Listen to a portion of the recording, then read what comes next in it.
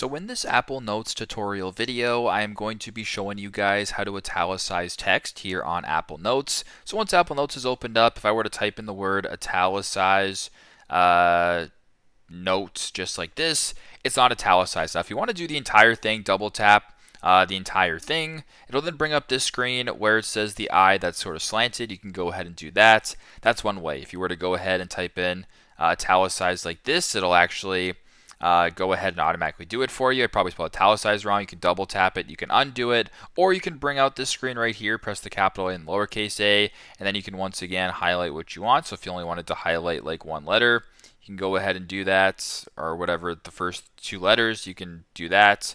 You can go ahead and do what you got to do, and basically play around with it, get creative, and do what you got to do that way. Very simple, very straightforward. That is how to italicize text on Apple Notes. Thanks again for watching, and I hope this video helped.